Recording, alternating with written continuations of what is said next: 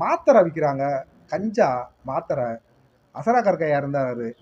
பூராத்தையும் ஒடுக்கிட்டாரு. இப்ப இருக்கிறவங்க அத அப்படியே ஃபாலோ பண்ணி வச்சிருக்காங்க. அத மீறி இங்கிட்டு இருந்து வருதுன்றாங்க. எங்கிட்டு இப்ப நான் ஜெயிலுக்குள்ள இருந்தேன்ல கேட்பேன் எல்லார்கிட்டயும்.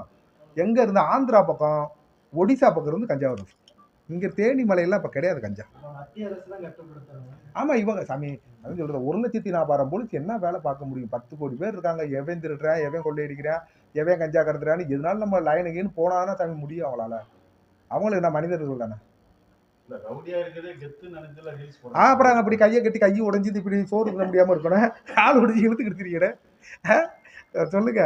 ஐயோ இப்ப பேசலாம் வெளியே. இந்த ஸ்டேஷனுக்குள்ள போய் உட்கார்றதுக்கே தெரியும். சட்டியோட உட்கார வச்சு கையை கட்டி ஆறா நீ ஐயா இவன் தப்பே பட மாட்டேன் விட்டுருக்கியா அந்த அங்க போய் கத்த காமிக்க ஏய் நான் ரவுடிடா அப்படின்னா அங்க தெரியும் போலீஸ்ட உருவானா ஜெயிலுக்குள்ளதான் கிடக்கணும். காலு கூட படணும்.